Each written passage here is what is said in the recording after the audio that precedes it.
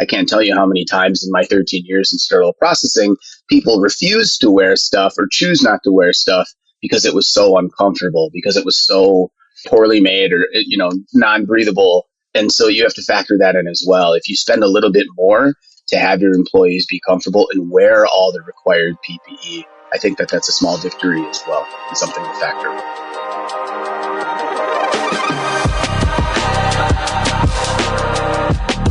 Rising above the buzz of ultrasonic cleaners and the clanking of stainless steel are the ideas and voices that are changing an industry. You're listening to the Beyond Clean podcast, the central nexus for the people, processes, and products that are improving our sterile processing world. Each week, we speak with frontline technicians, CEOs, engineers, and entrepreneurs with a common goal: to help you fight dirty, every instrument, every time. Whether you're tuning in for education or inspiration, we're glad you did. Now turn on those washers and turn up the volume. It's time to go beyond clean.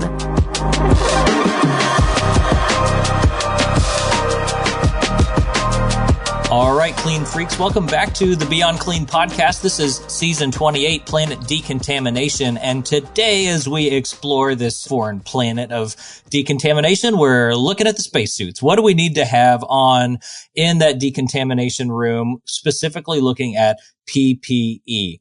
I've got Hank Balch here in studio with me, and we are bringing in a PPE consumables expert in the area to talk to us not only about what needs to be worn, but is all PPE created equal? Hank, I think this is going to be an episode definitely worth listening to.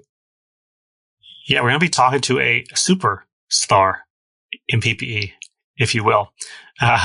Marcus Super is going to have a lot of great insight to share that's speaking both from a clinical and a manufacturer's perspective in this PPE space. So really excited to dig into both sides of those, because obviously there's some things we need clinically speaking, but as we learned through the pandemic, you still need that supply chain. You need the supplies there when you need them coming in on a regular basis. So we're going to touch all those topics and more on today's episode.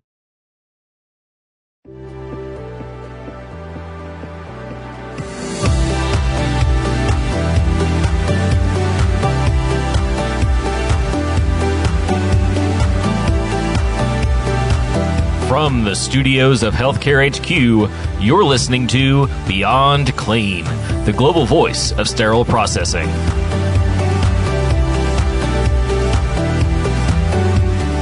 And joining us now in studio is Marcus Super, VP of Business Development at Mastel Surgical. And that name, Marcus Super, may sound familiar to the ears of our Beyond Clean listeners. He's been with us on the podcast before. So, Marcus, welcome back to the studio. Welcome back to the show. Thank you so much. It's my pleasure. I look forward to this episode and providing some insight on PPE essentials.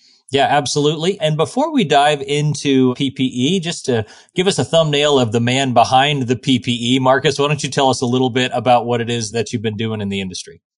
Absolutely. Before I got into medical device, I actually have a history of working in healthcare, sterile processing, and the operating room specifically. I spent a little over 13 years in that industry before I left and held various roles throughout medical device, from product management, business development, Director of Sales and Marketing, VP of Marketing, and now Vice President of Business Development. So it's nice to be able to connect both sides of, the customer as well as then the business.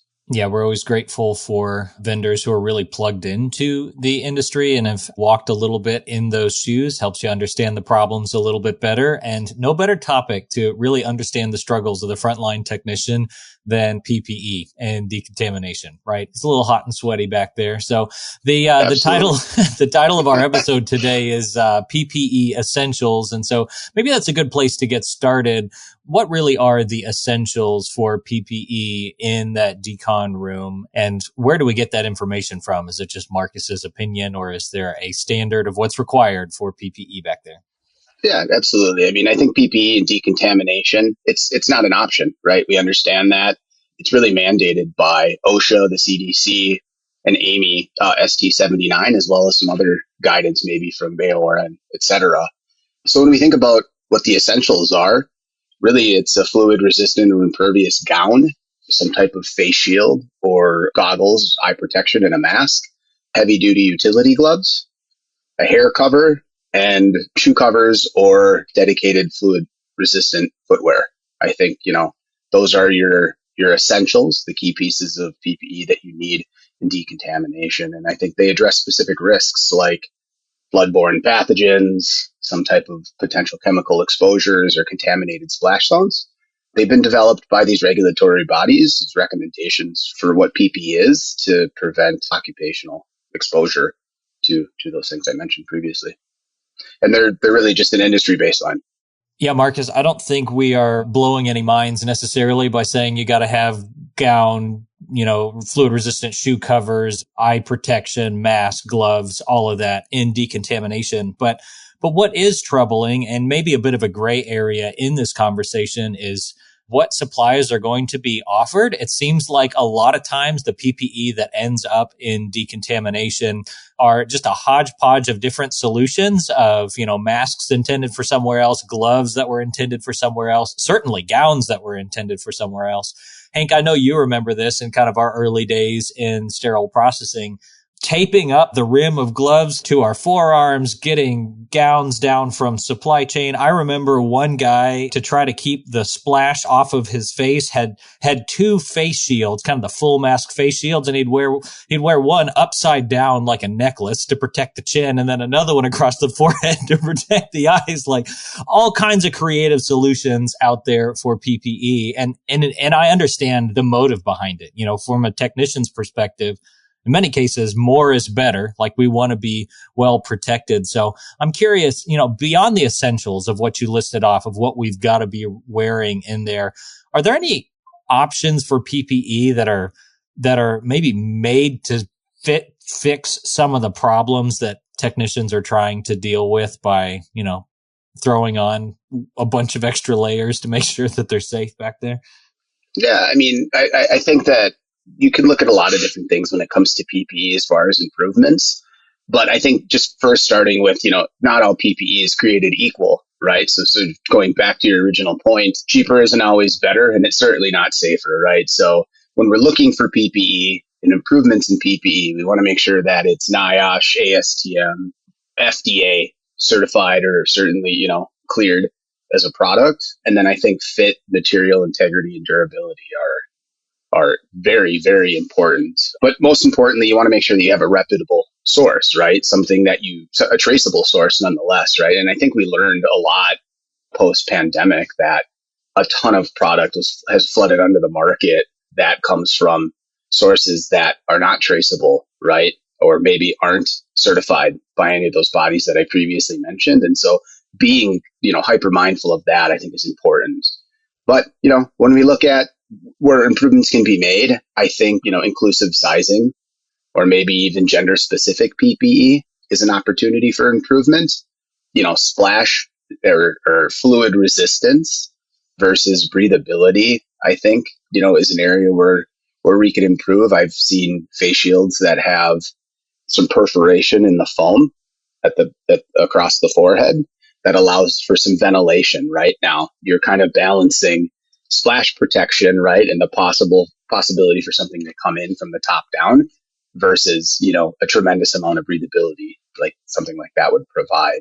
Yeah, there's risks both ways, right? Because if you get it so fogged up you can't see and end up injuring yourself on a sharp, like you're not stab yourself in the hand. Yeah, exactly, right. And so it's a delicate balance. And then compatibility with facial hair, right, or glasses. I'm a glasses wearer myself. And then other, other devices, like possibly like hearing aids, right? People who maybe wear hearing aids in the department. You can't have PPE that's going to impede, right? I think just the individual wearing it. And so there's a lot of opportunity, I think, in this space for improvement. Well, there's a big conversation to be had there. And before we keep going, I want to rewind back to that conversation around having NIOSH and FDA approved PPE. Could you expand on those acronyms for me? Like, who are those groups? And is there PPE out there in sterile processing departments that maybe don't meet those standards and requirements under ISO or NIOSH or FDA or any of that? Yeah. I mean, I think, as we look at the FDA, obviously being one of the bigger governing body, the Federal Drug Administration, they're involved heavily, I think, in all medical devices that are brought to market. But when we look at NIOSH, the National Institute for Occupational Safety and Health, they are also heavily involved when it comes to PPE. I think between those two bodies, right, it's important that we're choosing PPE that is being, vetted and cleared or approved for use by them.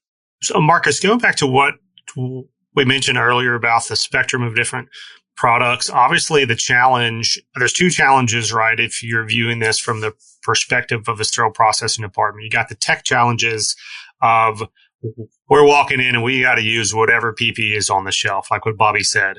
Good, bad, indifferent, if it was made for us, if it wasn't made for us, and regardless of how much it costs, we got to use it because it is what's in the stock closet. However, there's a leadership component to this that looks at the budget, that makes strategic decisions based on what's on contract, what's maybe not on contract, but they want anyways because maybe it's safer, even if it's more expensive. So there's this tension always of quality versus cost that's made at the leadership level. And then at the technician level, we live that out.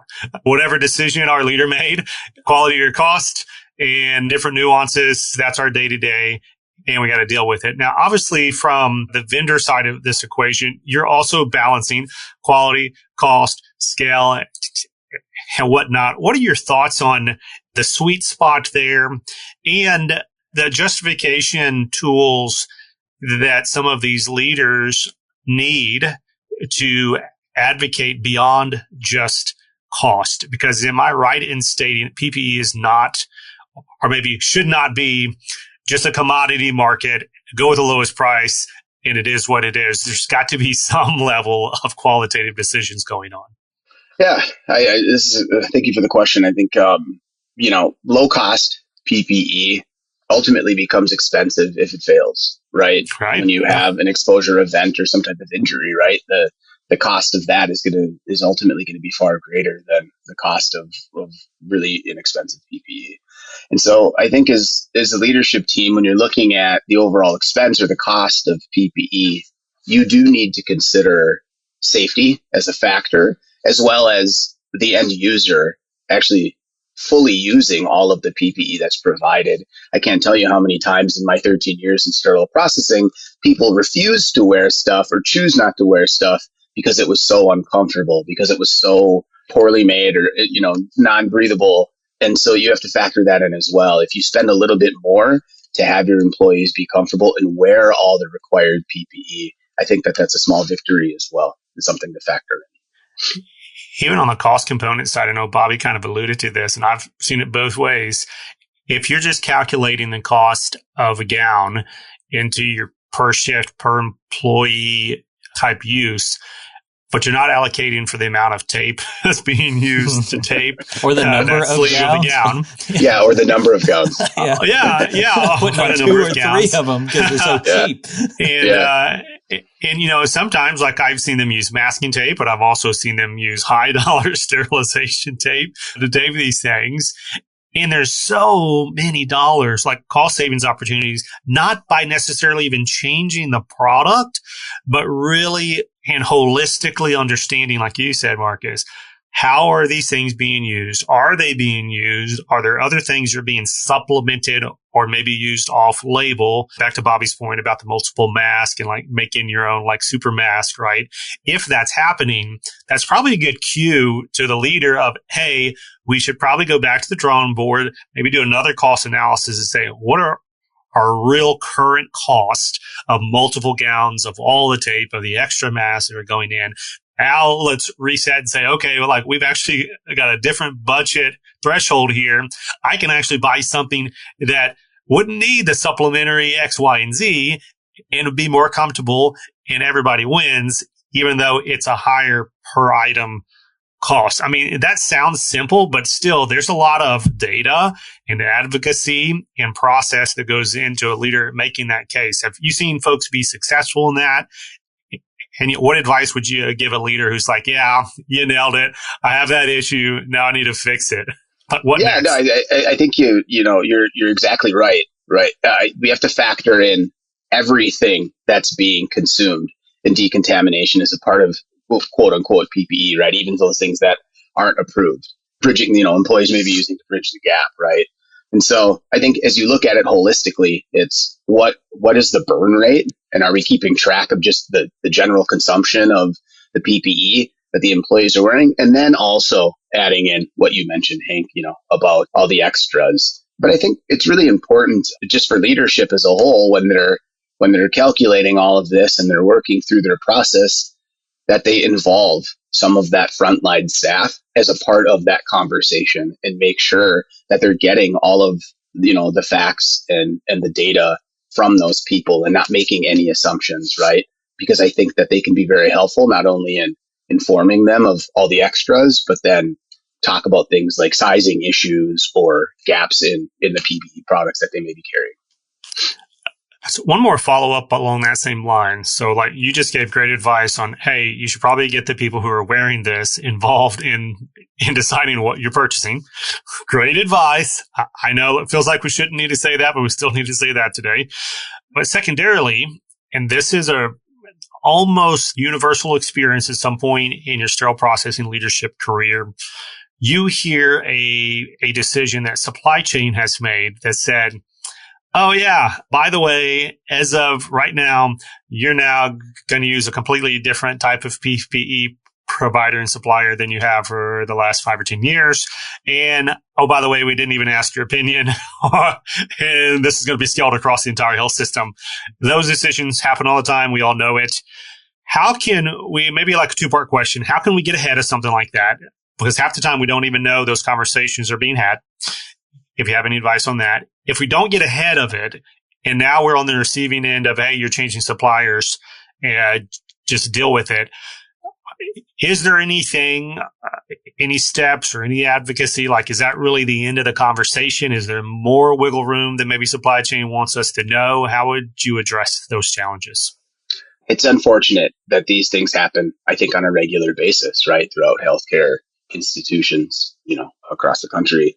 At the end of the day, decisions will be made in supply chain, but in my past experience, we always had committees that would at least allow a forum for feedback, right?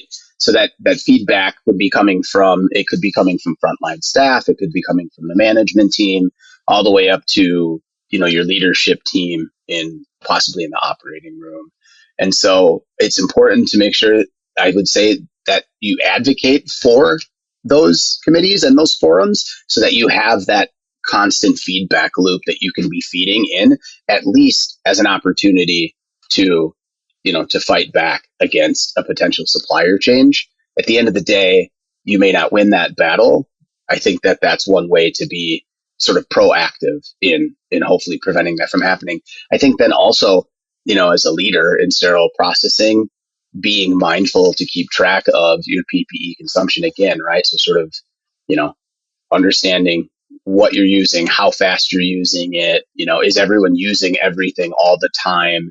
Are your employees satisfied with the stuff that they're using? Do they feel not only comfortable, but safe in their work environment for the 8, 10 or 12 hours that they're working? And keep track of that, right? Keep track of that feedback, because at the end of the day, if that changes because of a supplier change, I think that that's just a little bit more ammunition to go back to supply chain leadership and say, hey, look, here's where we were at 6 months ago before you changed suppliers. And now look at the dissatisfaction that sort of come with that supplier change. And it's, if we want to continue to provide safe patient care, this is a part of it. And we need to factor that in.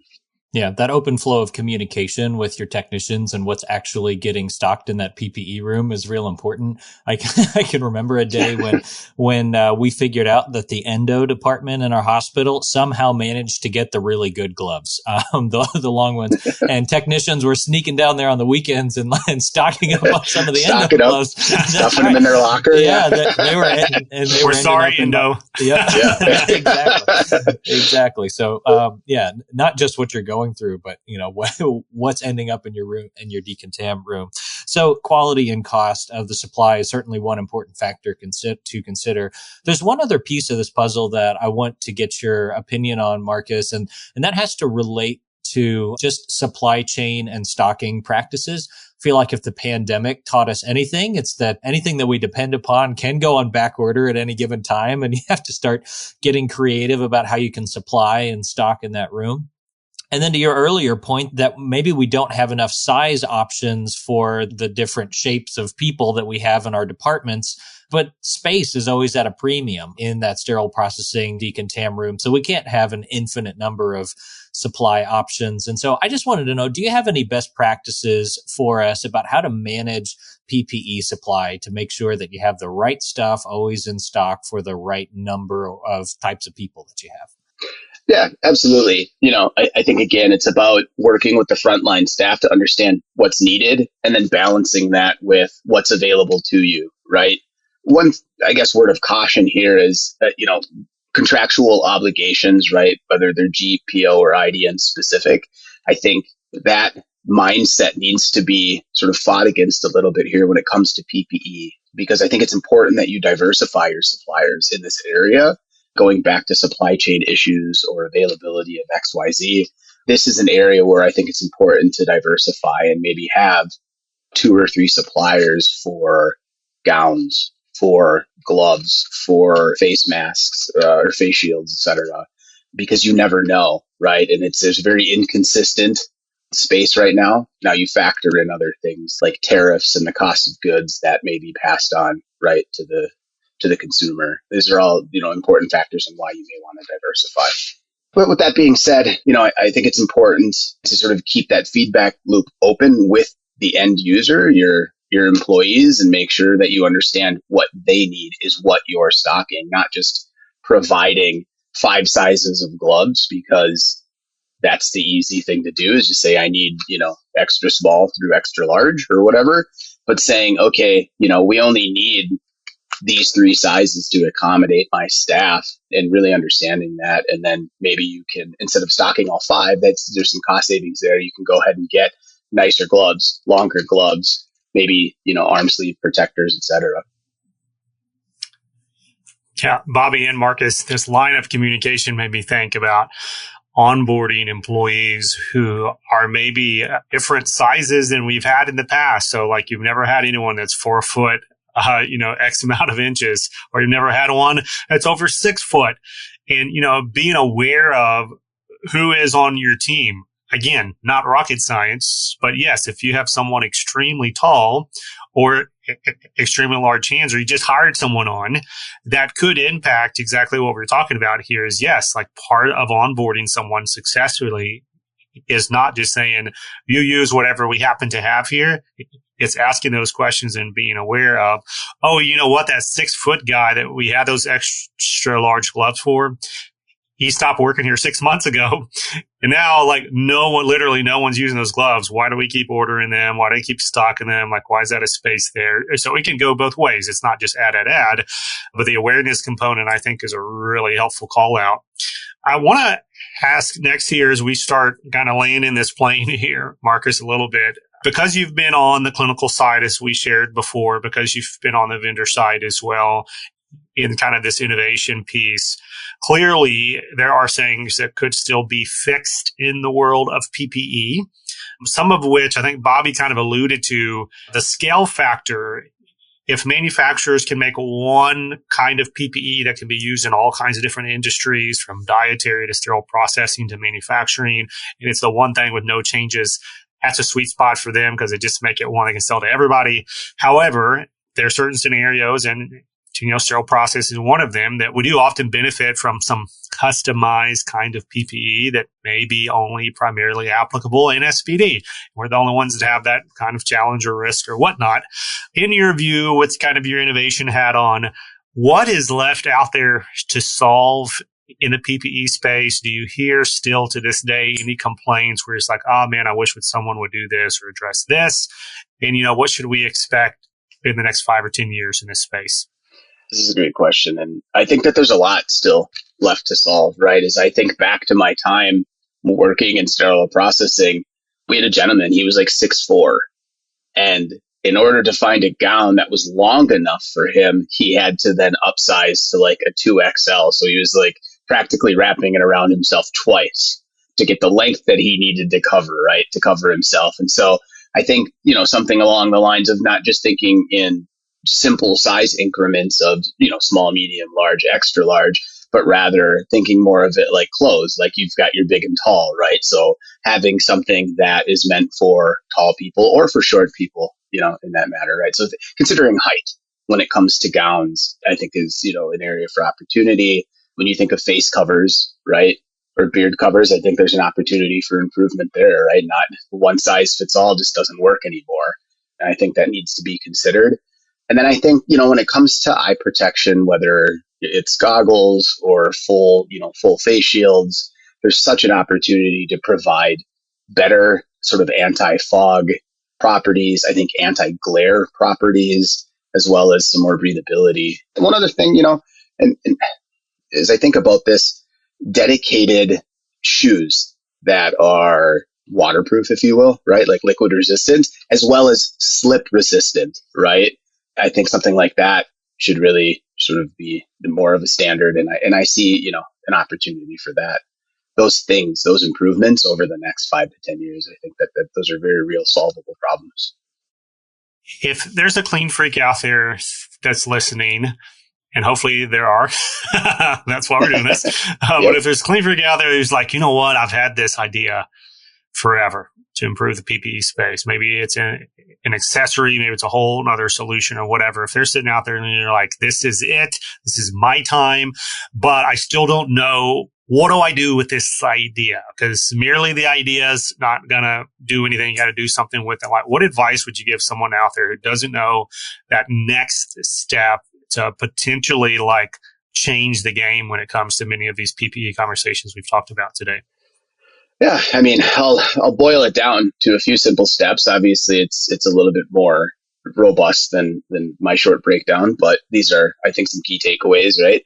At first, and hopefully you've already identified the clinical issue, right, or the problem that you're trying to solve. And then I think it takes some time, right, and make a simple sketch, right, whether that's by hand or using, some type of computer program, or even a prototype, right? Whether that's something you just tape together, mock up, whatever at home, or maybe pay someone to create using CAD.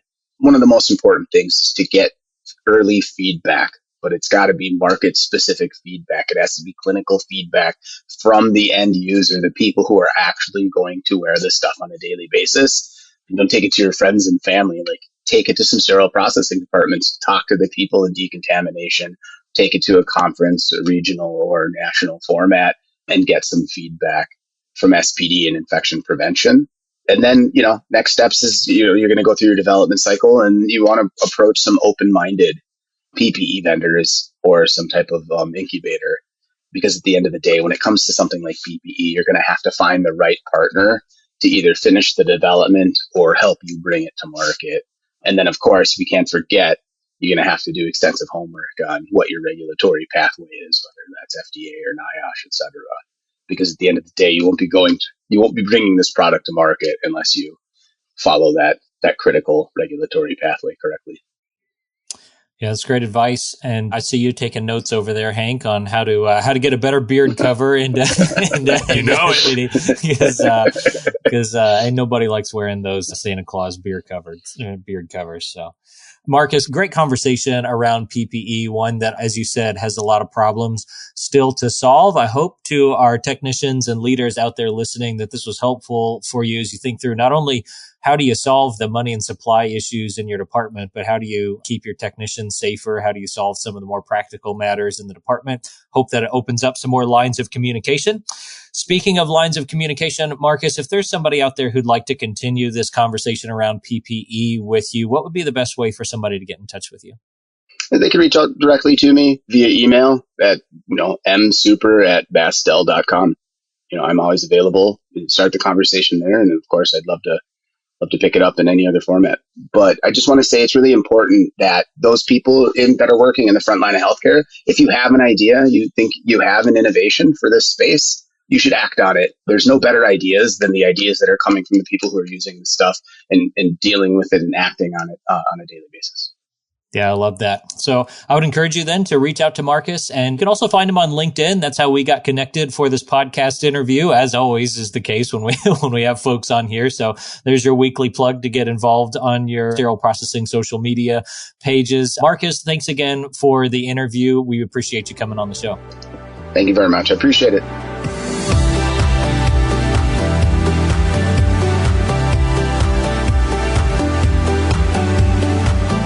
And that was Marcus Super, VP of Business Development at Mastel Surgical, talking to us about PPE. And Marcus, I know that is what his daily bread is over there, talking about consumables and sterile processing. And so definitely the world that he's living in.